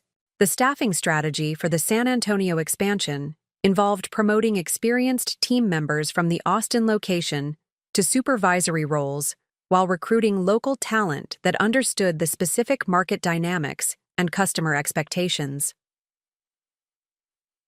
The approach balanced operational consistency with local market adaptation, ensuring that the concept would resonate with San Antonio customers while maintaining brand integrity. The training program development for multi-location operations required creating standardized procedures and quality control systems that could ensure consistency across different locations and management teams. The documentation process revealed the depth of operational knowledge that had been developed through practical experience, while creating resources that could support future expansion opportunities. The opening of Corazon San Antonio was met with immediate customer enthusiasm and positive critical reception that validated the expansion strategy while demonstrating the concept's broader market appeal. The success indicated that the original Austin achievement was not merely the result of local market conditions, but reflected genuinely differentiated value propositions that could succeed in diverse environments.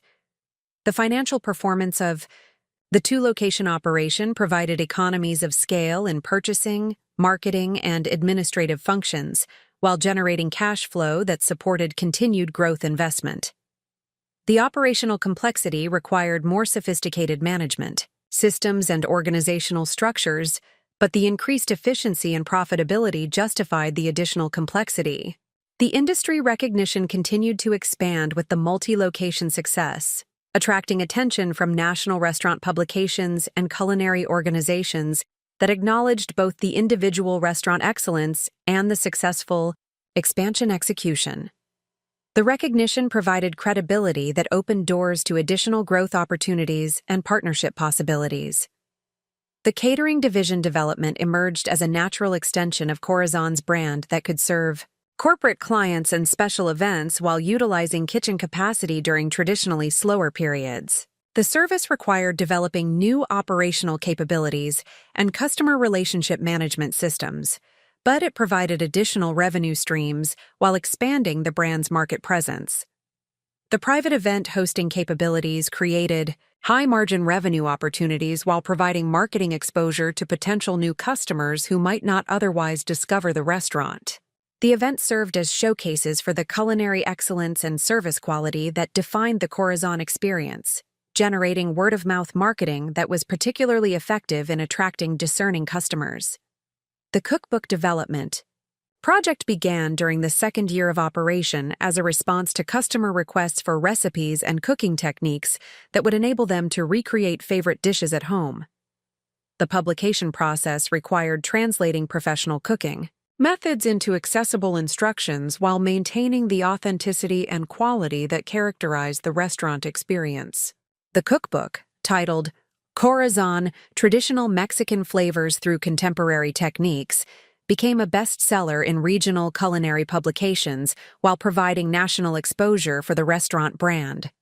The success demonstrated the broader market appeal of the concept while creating additional revenue streams that supported continued business growth.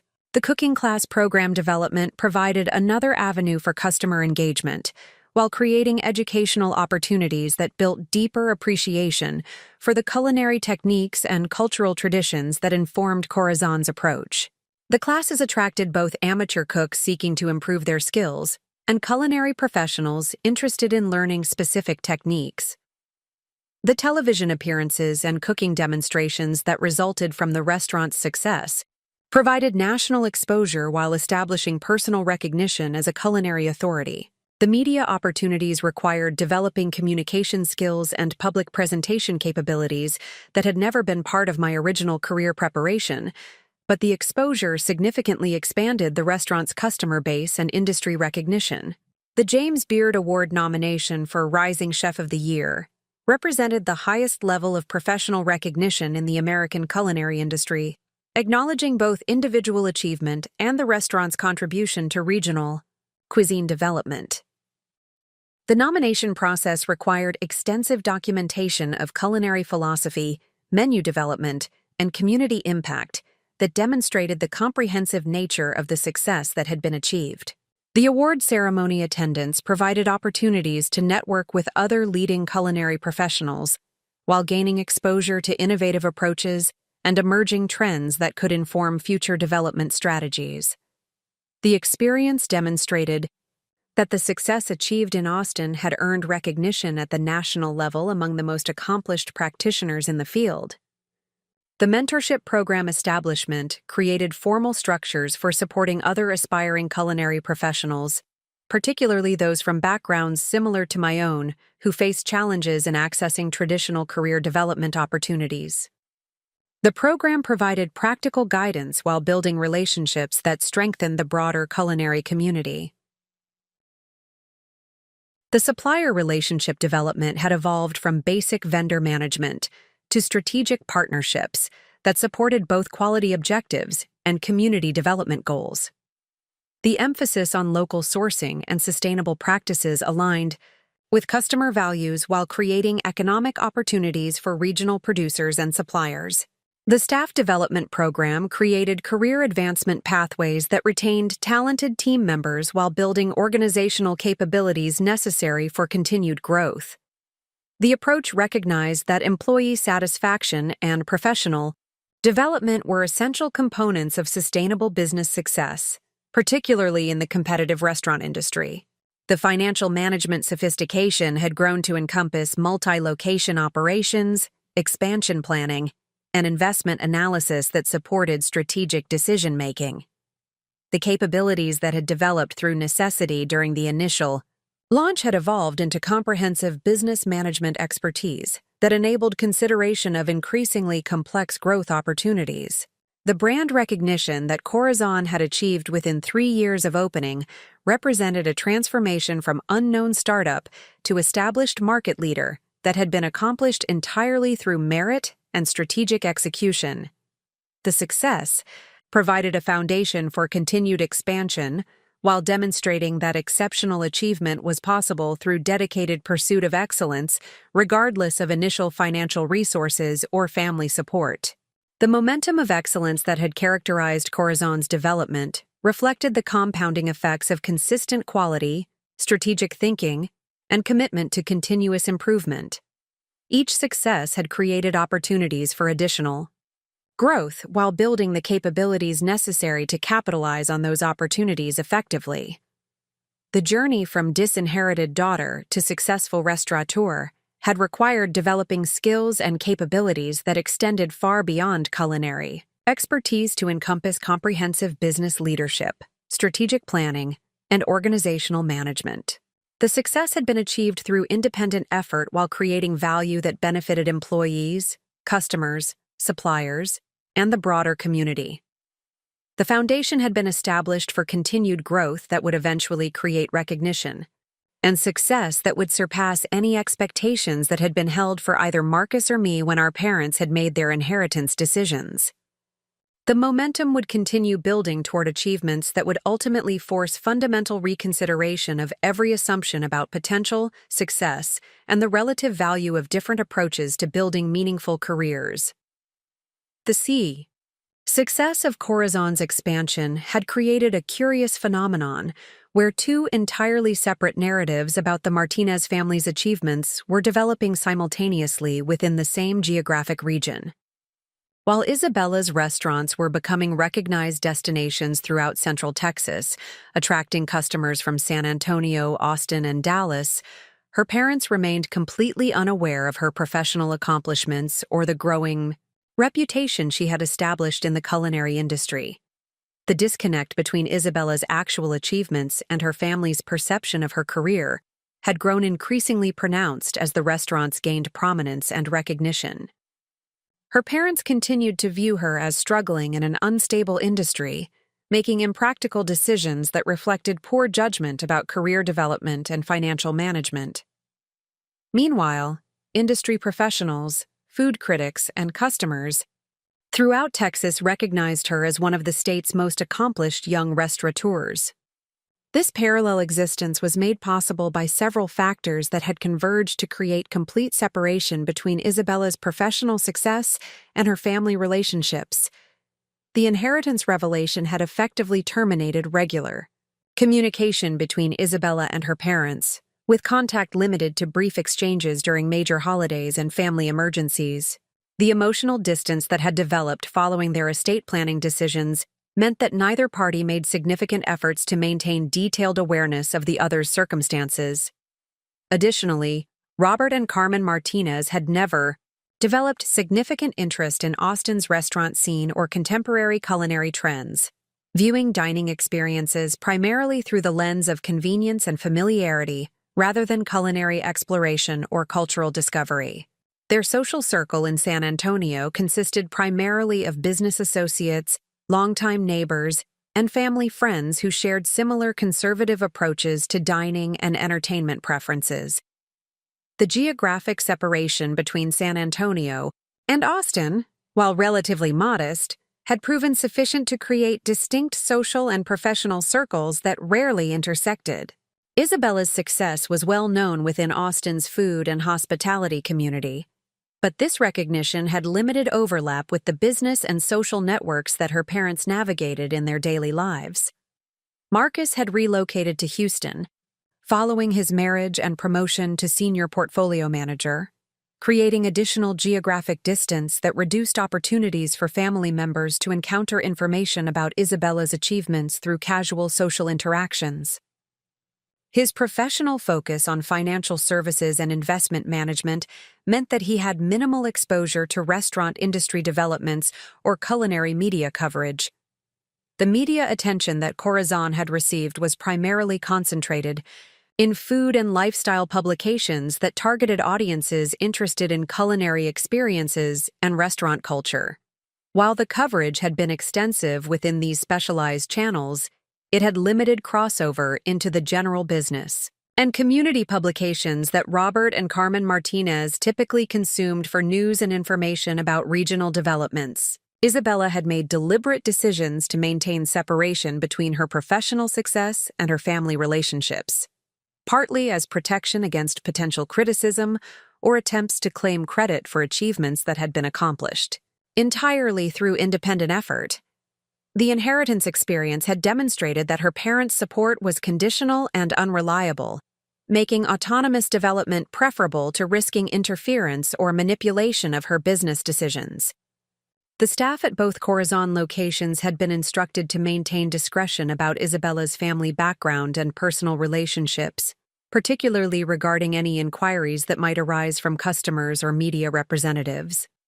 The policy was presented as standard privacy protection for all team members, but it also served to prevent inadvertent disclosure of information that might complicate family dynamics. The financial success of the restaurants had enabled Isabella to establish complete independence from any potential family financial obligations or expectations. The substantial income generated by both locations, combined with the value appreciation of the business assets, had created wealth that exceeded the inheritance amount that had been denied. However, this financial achievement remained invisible to family members who continued to assume that restaurant work provided minimal economic security or advancement potential. The professional recognition that Isabella had received within the culinary industry was extensive and growing, but it occurred within specialized networks that had no natural connection to her parents' business and social circles.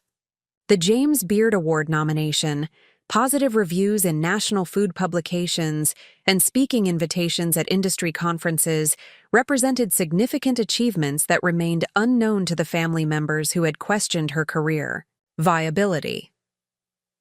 The cookbook publication had become a regional bestseller and attracted national distribution, but the marketing and promotional activities were concentrated in culinary channels rather than general business media. The success provided additional income streams while establishing Isabella as a recognized authority on contemporary Mexican cuisine. Yet these accomplishments remained invisible to family members who never engaged with food media or culinary literature.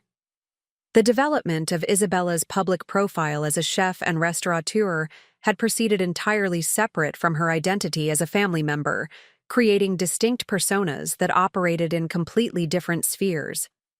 Industry colleagues and customers knew her as a successful entrepreneur and culinary innovator, while family members continued to perceive her as an impractical dreamer who had chosen an unstable career path.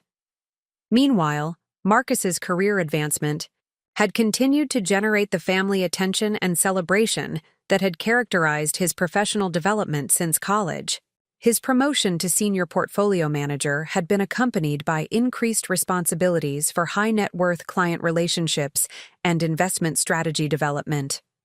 The role provided substantial compensation while positioning him for potential partnership opportunities within the firm. Robert and Carmen Martinez took great pride in Marcus's achievements, frequently discussing his success with friends and relatives who expressed admiration for his practical approach to career development and financial management.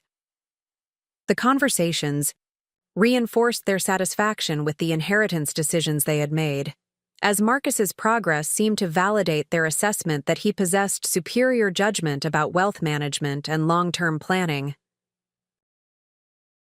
The contrast between their pride in Marcus's conventional business success and their continued concern about Isabella's career choices reflected the fundamental difference in how they valued different types of achievement. Marcus's advancement within established financial institutions aligned with their understanding of professional success, while Isabella's entrepreneurial accomplishments in the restaurant industry remained incomprehensible to their traditional business perspectives. Catherine, Marcus's wife, had established herself as a prominent figure in Houston's social and charitable organizations, leveraging her family connections and Marcus's professional success to build influence within the community's leadership circles. Her activities generated positive attention that reflected well on Marcus and, by extension, satisfied Robert and Carmen's desires for their son's social advancement and recognition. The young couple's lifestyle provided visible evidence of financial success that reinforced Robert and Carmen's confidence in their inheritance decisions. Marcus and Catherine's luxury condominium, expensive automobiles, and participation in exclusive social events demonstrated the kind of prosperity that the parents associated with wise career choices and sound financial management. The family gatherings that occurred during holidays and special occasions became opportunities for Robert and Carmen to showcase Marcus's achievements while expressing continued concern about Isabella's career trajectory. The conversations typically focused on Marcus's latest professional accomplishments, Catherine's social activities, and their plans for future advancement, while Isabella's situation was discussed in terms of hopes that she would eventually recognize the limitations of restaurant work. "Marcus is doing so well in Houston," Carmen would tell relatives during family gatherings. "He and Catherine have such a bright future ahead of them. We are so proud of the responsible choices they have made." These discussions would inevitably turn to expressions of concern about Isabella's decisions, with Robert and Carmen describing their daughter's career as evidence of misguided priorities that they hoped would eventually be corrected through maturity and practical experience. "We still hope that Isabella will realize that restaurant work is not sustainable long-term," Robert would explain to family friends. "She is intelligent and capable, but she needs to focus her talents on more stable opportunities that will provide real security." The irony of these conversations was profound, as Isabella's restaurants were generating annual revenue that exceeded Marcus's investment firm's salary, while building asset value that represented substantial wealth accumulation. However, this financial success remained invisible to family members who never investigated the actual performance of Isabella's business ventures. The geographic separation had also enabled Isabella to develop personal relationships and social connections that were entirely independent of family influence or expectations. The success of her restaurants had attracted attention from accomplished professionals in various fields, creating opportunities for friendships and romantic relationships that were based on her individual achievements rather than family connections or expectations. The dating relationships that had developed during the restaurant expansion period included successful entrepreneurs, creative professionals, and business executives who recognized and appreciated Isabella's accomplishments within the culinary industry. These relationships provided emotional support and intellectual companionship that had been absent during the years when family disapproval had created constant pressure to justify her career choices. The most significant of these relationships was with David Chen, a successful technology entrepreneur who had founded a software company specializing in restaurant management systems. Their initial meeting had occurred during a technology conference focused on hospitality industry innovations, where Isabella was presenting on operational efficiency strategies and David was demonstrating his company's latest product developments. The relationship had developed gradually over several months, with both individuals appreciating the other's entrepreneurial experience and commitment to excellence in their respective fields. David's understanding of business development challenges and his respect for Isabella's achievements provided the kind of support and encouragement that had never been available from family members. "Isabella, what you have accomplished with Corazon is extraordinary," David had said during one of their early conversations. "Building a successful restaurant requires every business skill imaginable, plus creative talents that most entrepreneurs never develop. Your achievements deserve recognition and celebration." His perspective provided validation that contrasted sharply with the family skepticism that had characterized Isabella's career development. The relationship offered possibilities for personal happiness that were based on mutual respect and shared values rather than family expectations or conventional social pressures. The development of this relationship had occurred entirely outside the awareness of Isabella's family, who continued to express concern about her personal life prospects while assuming that her career choices would limit opportunities for marriage and family development. Their assumptions reflected traditional perspectives about the relationship between professional success and personal fulfillment that failed to recognize how Isabella's achievements had actually enhanced her attractiveness to accomplished potential partners. The professional network that Isabella had built through restaurant operations and industry involvement provided ongoing opportunities for business development and career advancement that extended far beyond the immediate success of her current ventures. The relationships with suppliers, customers, industry colleagues, and media representatives had created a platform for future growth that could support additional expansion or entirely new business ventures. The speaking engagements and consulting opportunities that had emerged from Isabella's reputation provided additional income streams while building her profile as a business authority, whose expertise extended beyond restaurant operations to encompass general entrepreneurship and small business development. These activities attracted attention from business schools, industry associations, and corporate organizations seeking insights about innovation and excellence in service industries. The board positions and advisory roles that had been offered reflected recognition of Isabella's business acumen and strategic thinking capabilities that had been demonstrated through successful restaurant development and expansion.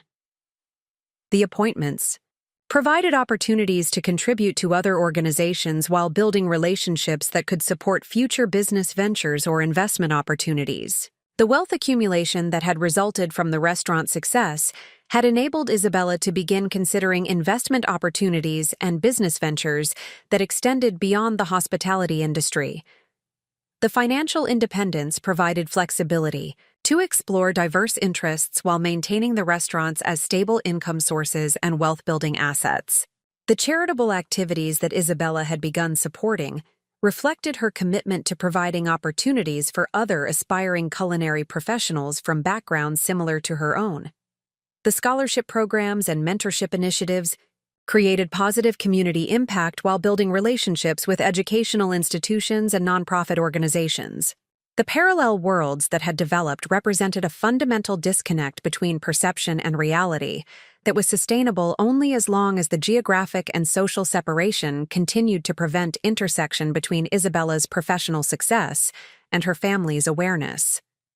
The situation had created a form of dramatic irony where the audience understood the full scope of the achievement gap between the siblings, while the family members remained unaware of the actual circumstances. The foundation was being established for an eventual revelation that would force complete reconsideration of every assumption that Robert and Carmen Martinez had made about their children's respective potentials and the wisdom of their inheritance decisions. The parallel worlds could not continue indefinitely, and the mechanism that would ultimately bring them together was already developing through circumstances that none of the family members could anticipate or control.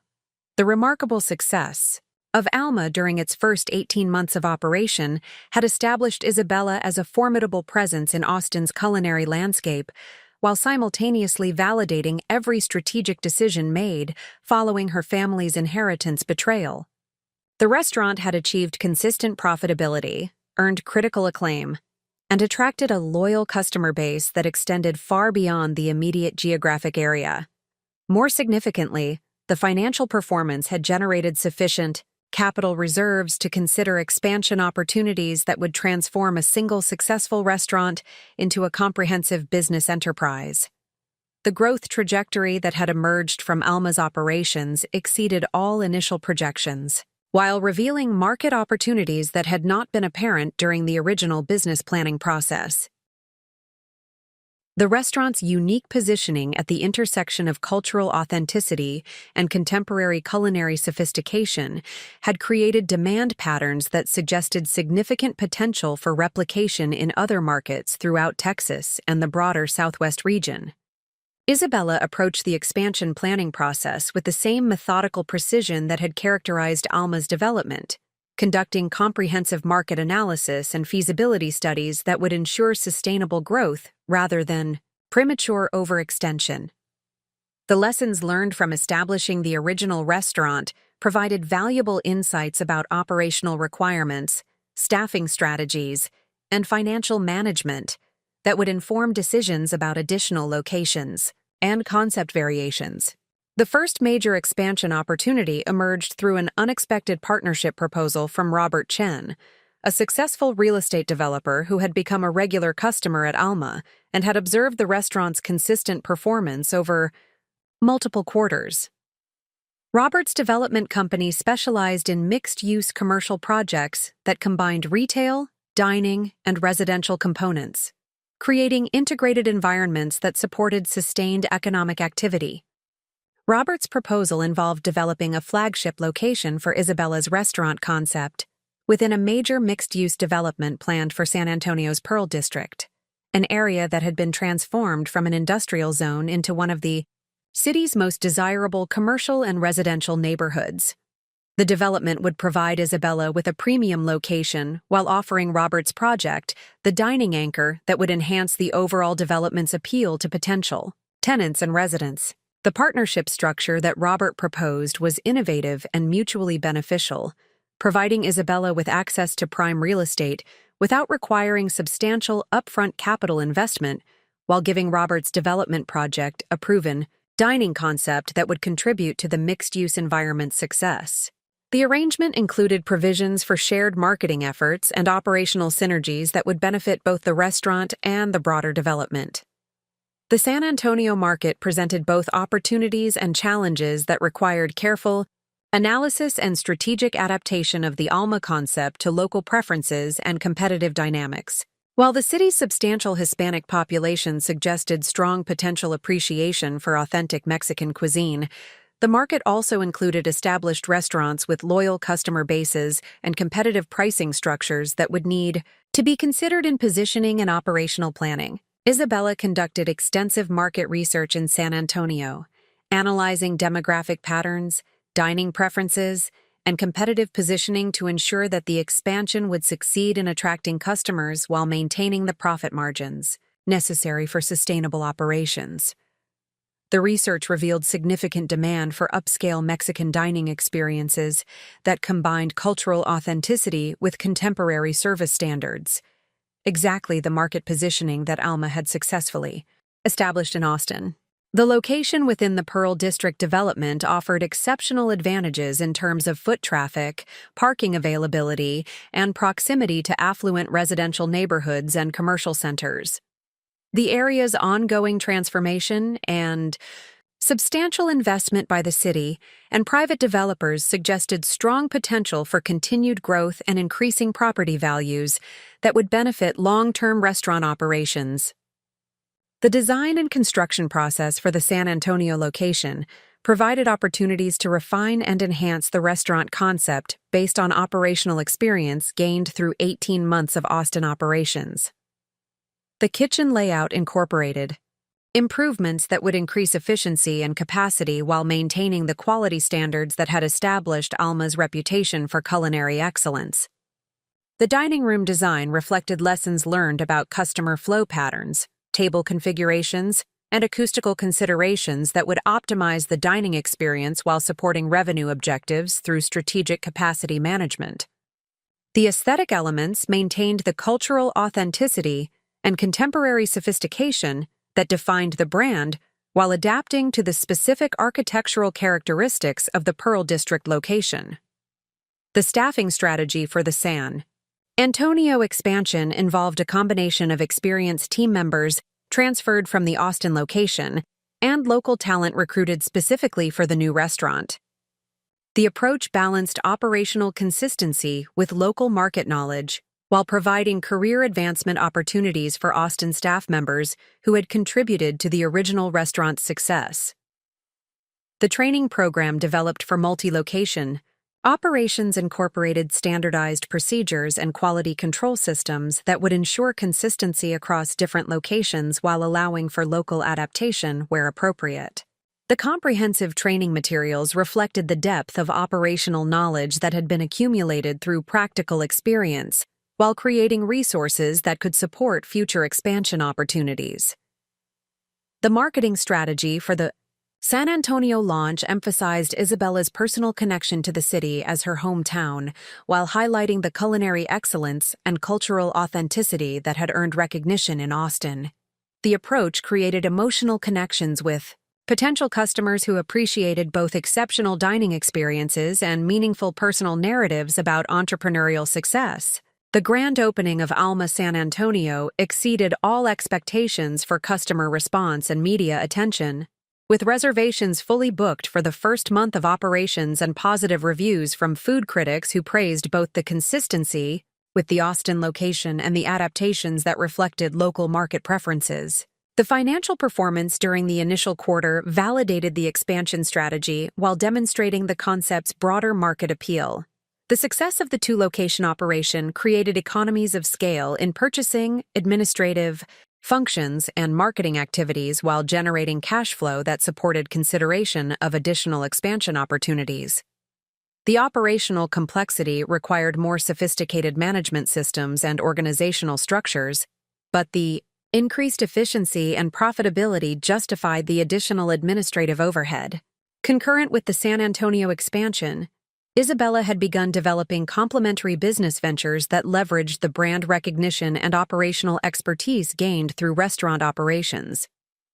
The first of these initiatives was a line of packaged food products that would enable customers to recreate signature dishes at home while extending the Alma brand into retail channels.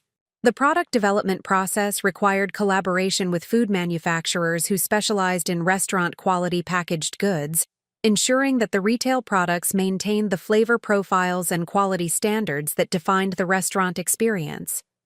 The initial product line included signature sauces, spice blends, and prepared meal components that had been adapted for home preparation without compromising authenticity or taste. The retail distribution strategy focused initially on specialty food stores and gourmet markets in Austin and San Antonio, building brand recognition in markets where the restaurants had established customer loyalty. The approach provided opportunities to test product performance and refine marketing strategies before considering broader regional or national distribution channels. The catering division development emerged as a natural extension of the restaurant operations, providing additional revenue streams while utilizing kitchen capacity during traditionally slower periods. The catering services targeted corporate clients and special events that valued both culinary excellence and cultural authenticity, creating opportunities to introduce the brand to potential restaurant customers while generating high-margin revenue. Up next, you've got two more standout stories right on your screen. If this one hit the mark, you won't want to pass these up. Just click and check them out. And don't forget to subscribe and turn on the notification bell so you don't miss any upload from us.